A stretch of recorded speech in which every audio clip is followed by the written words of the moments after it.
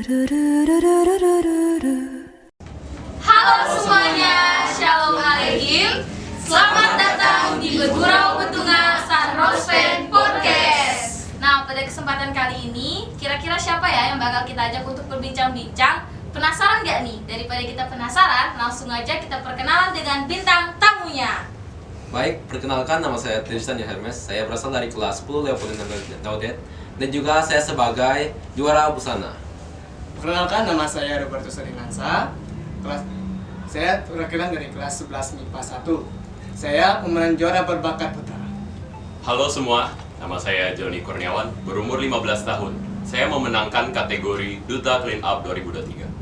Halo semuanya, perkenalkan nama saya Nadine Gresnita Kirsten, umur saya 15 tahun, saya berasal dari kelas 10 Leopoldina Daudet.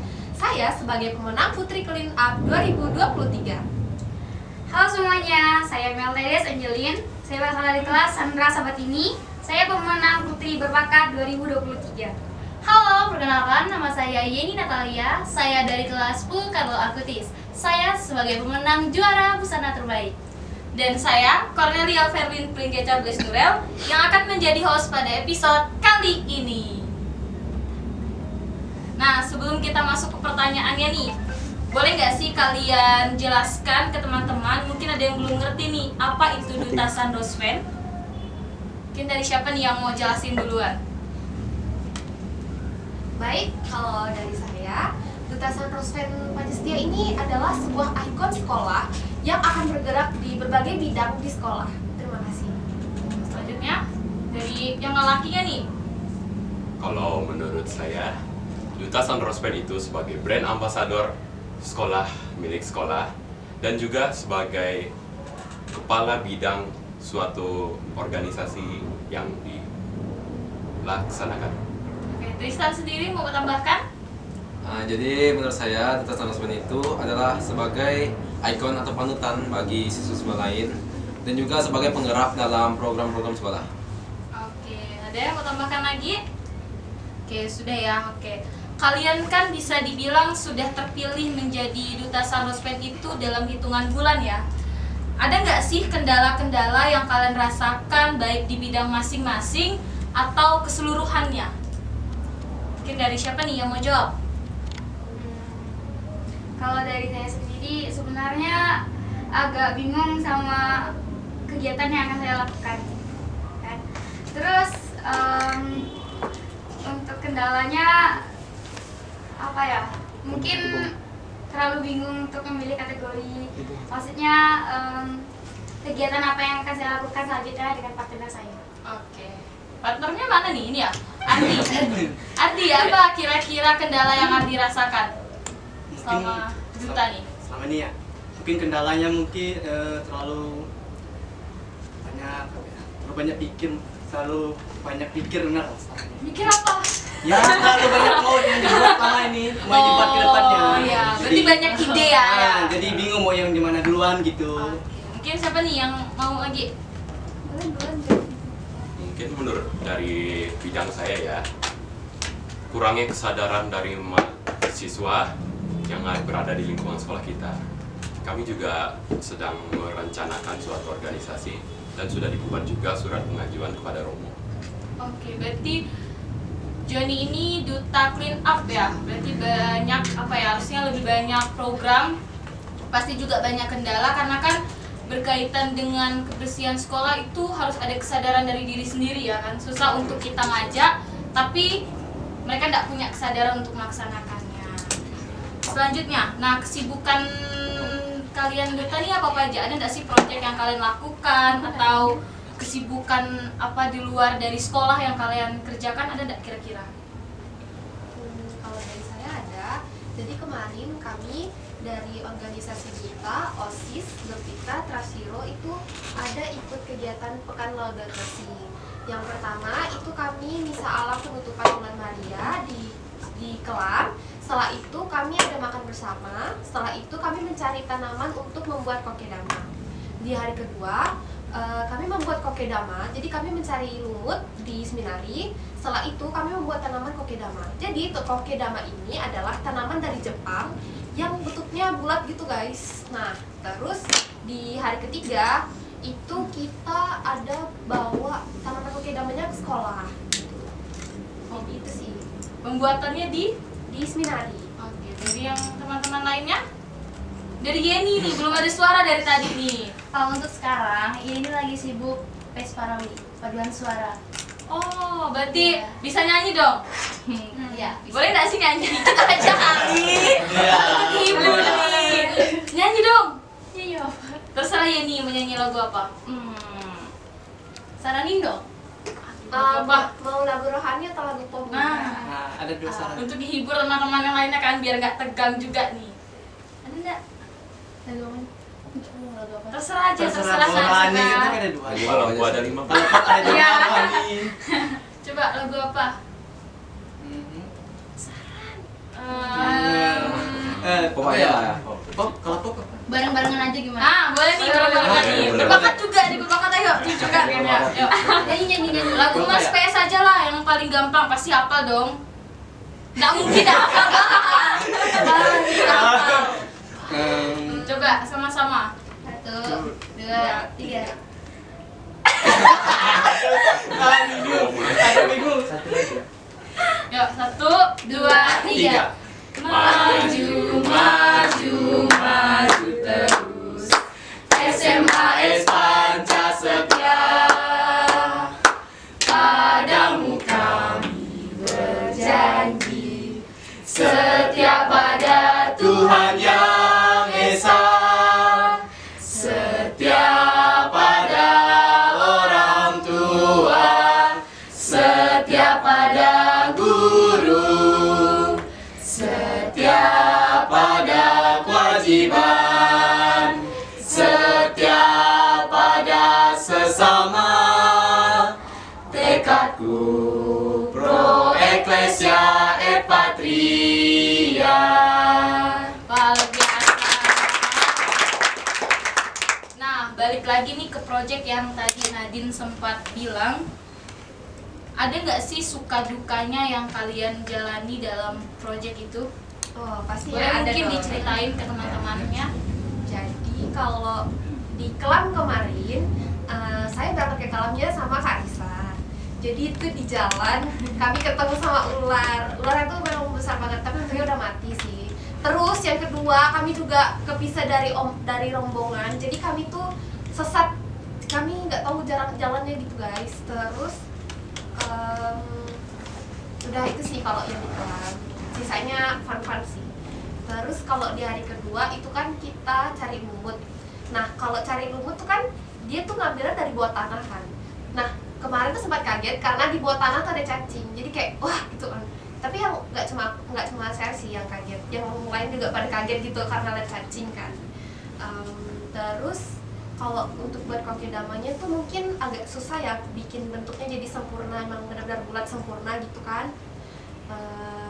Terus kalau untuk pungut sampah di Lapter, oh tadi juga saya lupa sebutin kalau ada pungut sampah di Lapter. Jadi itu pungut sampah kita bersama TK Santa Maria, SD Pancastia 1, SD Pancastia 2, SMP Pancastia 2, sama SMP Pancastia 1 dan SMA Swasta Pancastia Simpang. Nah, jadi itu kami pungut sampah plastik, sampah organik dan anorganik. Jadi itu kami memang banyak menemukan sampah yang emang udah dibakar kecil-kecil. Jadi itu emang susah diambil. Jadi di Lapter itu emang tidak terlalu bersih karena itu masih ada sisa sampah-sampahnya yang kecil dan susah diambil. Nah, kalau untuk kokedamanya tuh situ aja sih.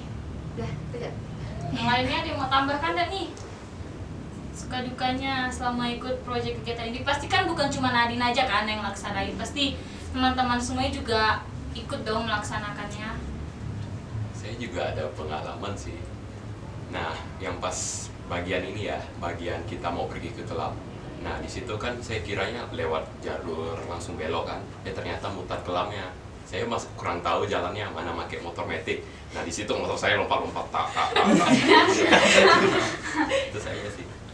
Mungkin dari Ardi? Kalau dari saya sih pas pergi ke kelamnya. Pergi ke kelam itu di situ saya ngerasa saya ada yang kekurangan rasanya. saya merasa kepala saya rasa dingin. Makanya lupa bawa helm. Dari perginya, saya dulu nggak sadar dan nyampe di kelam. Kok dingin gini ya? Belum mana Pak? Oh iya, helm nggak bawa. Wah gila, berani sekali Ardi. Nah itu kayaknya antara berani yang terendah juga sih.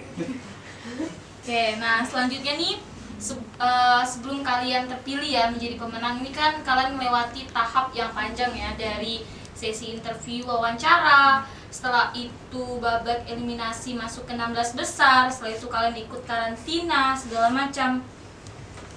Ada nggak sih nilai atau pengalaman yang bisa kalian ambil dalam proses kegiatan itu? Saya bisa memaparkan pengalaman saya di saat karantina ya. Di situ kami benar-benar ditekan untuk melakukan diri sendiri.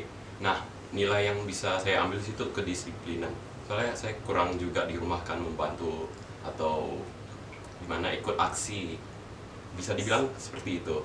Nah, setelah karantina saya dapat banyak pengalaman. Bagaimana cara menumis, bagaimana cara memasak atau goreng. Saya sebenarnya anak rumahan sih, jadi ya gitu. Yang lainnya? Kalau pengalaman saya sih di karantina mengajarkan banyak banget hal-hal ya, seperti masak. Nah, kalau masak saya kan emang sering masak, tetapi kalau masak untuk banyak orang itu jarang banget. Itu biasa saya masak untuk diri saya sendiri. Nah, ini saya pengalaman juga kalau makan berkesadaran. Nah, di situ makan berkesadaran itu kita harus sadar dalam makan. Kalau makanan itu tidak boleh apa ya? Misalnya kalau nggak boleh harus pakai sisa, harus nggak boleh sisa. Jadi di situ juga lah. Kalau tentang disiplin, saya lumayan disiplin. Tapi kayak karantina ini menekan saya untuk disiplin sekali. Yang Putri nih? Kalau dari saya itu pengalaman yang didapat dari karantina adalah disiplin. Nah di rumah tuh saya orangnya bisa dibilang kurang disiplin, suka mengundur-undur waktu. Misalnya kalau disuruh Nadine cuci piring nanti gitu. Nah kan kalau misalnya di karantina kita nggak boleh nunda-nunda kan, jadi kita emang segera dan harus gitu. Oh iya. Ada nggak sih rindu momen-momen kayak gitu kan? Karena bisa dibilang kalian karantina ini kan apa ya, tidur bareng-bareng dengan teman-temannya, terus juga mandinya juga pasti sama-sama minta tunggu. Ada nggak sih kerinduan yang kalian tuh ingin kayak aduh pengen deh balik lagi gitu? Karena kan sekarang terpilih kalian beda-beda nih, maksudnya udah pasti juga jarang ketemu dengan kawan-kawan yang kemarin. Ada nggak sih kerinduan kayak kapan ya kita bisa balik lagi ke sini? Ada nggak kerinduan kayak gitu? Saya sih rindu pada saat saya mandi sungai bareng-bareng teman saya, bareng si Ardi, bareng Joni, bareng Yogi. Nah, saat mandi sungai ini kami ini main-main lah di sungai itu. Jadi tuh rindu tidur bareng. Di situ tuh kayak kan nggak ada guling ya. Iya. Jadi peluknya berkawan. Jadi rindunya sih meluk Kak Risa. Nah, lainnya ada nggak nih kerinduan apa yang kalian ingin kayak, duh pengen deh ngulang lagi, atau mungkin punya kepikiran pengen camping atau reuni nih malahan, ada nggak kepikiran? Pasti, Ada. pasti Ada. Nah, Oke. jadi kami yang cewek punya pengalaman sih pas karantina itu. Apa nih? Itu benar-benar mengejutkan. Jadi di hari kedua ya? Iya, di hari kedua. kedua kami kan turun. Terus ya pintunya kami nggak tutup karena emang kami nggak bakal expect kalau misalnya ada guguk naik ke atas itu. Nah terus kami tinggalin kan buat pemateri, kami tinggalin tempat kami tidur. Terus pas udah istirahat kami balik lagi ke situ dan kami nemuin sesuatu. Sesuatunya nggak sangat berharga. Jadi sebenarnya kami nggak tahu sih itu, kan kami tuh nemuinya itulah nih gitu. Terus kami tuh masa sih tai ayam? Oh enggak, ternyata tai anjing. Jadi itu benar-benar tai anjingnya di tempat kami tidur. Terus gimana, dibersihkan dok? Iya, Dibersihin. Tapi akhirnya kami tidurnya benar-benar berdempetan, sama ada yang di lantai juga. Karena udah di apa ya, udah dilap, udah tapi tuh dibersihin. kayak pada masih kayak aduh masih bau. Tapi tidak apa, itu kan artinya kalian apa ya, kayak diajar untuk bersatu dengan alam ya, walaupun sebenarnya agak jorok juga sih. Tapi kan itu yang kalian rindukan nanti ketika kalian udah lulus, pasti kalian merindukan kebersamaan itu dengan teman-teman. Mungkin bisa jadi kalian di luar sana nanti kalian kayak ketemu dengan kayak kita kemarin karantina loh di sini, kita ketemu ini kan itu yang dirindukan gitu. Nah, selanjutnya ini terakhir sih sebenarnya pertanyaannya. Boleh nggak sih kalian kasih pesan-pesan atau motivasi ke teman-teman di luar sana yang mungkin masih takut atau minder dengan apa ya yang ada dalam diri mereka yang seharusnya tuh mereka keluarkan tapi mereka takut gitu. Ada nggak? Dari saya, jangan takut untuk melangkah. Karena kalau kita takut dalam melangkah, kita tidak dapat apa-apa. Tidak dapat pengalaman, pasti tidak dapat apa-apa. Gitu. Saya juga bisa menambahkan dari kata-kata Tristan, harus berani mencoba. Jika tidak berani mencoba, tidak ada yang bisa diambil. Jadi harus cobalah apa yang ingin kalian kerja, jangan ditunda-tunda. Di setiap hidup kan ada warna ya. Kalau misalnya sesuatu itu tidak dikeluarkan, contohnya bakat, pasti warna dalam hidup itu bakalan hilang. Salah satu warnanya. Dan bakat itu adalah keunikanmu, jangan pernah malu untuk menampilkan bakatmu sendiri. Oke, benar. Yang lainnya ada yang mau tambahkan? Kalau dari saya, kalau misalnya kalian pernah gagal, jangan kecewa sama apa yang udah kalian dapatkan meskipun itu gagal. Tapi kalian mencoba terus sampai kalian bisa berhasil mendapatkannya. Oke, nah teman-teman, apapun yang ada dalam diri kalian, entah itu kekurangan ataupun kelebihan, jangan pernah merasa takut untuk mencoba, karena kesempatan itu akan datang dalam hidup tuh sekali. Jadi ketika kamu tidak melakukannya, nanti kamu akan menyesal. Misalnya nih, kamu punya bakat nyanyi, pas ada lomba nyanyi, padahal kamu nih kayak aduh pengen, tapi takut, atau anak zaman sekarang bilangnya insecure. Nah jadi kan kamu tidak mau mencoba nih, tapi malah kamu menyesal kayak aduh seharusnya nih aku ikut, pasti aku bisa menang, mana tahu aku juga bisa dapat pengalaman yang luas. Jadi buat teman-teman, jangan pernah takut untuk mencoba. Kalah, menang, jelek atau buruk itu urusan belakang. Yang penting kamu berani untuk melangkah dan tetap sayangi diri sendiri. Sekian podcast dari kami, sampai jumpa. Dadah.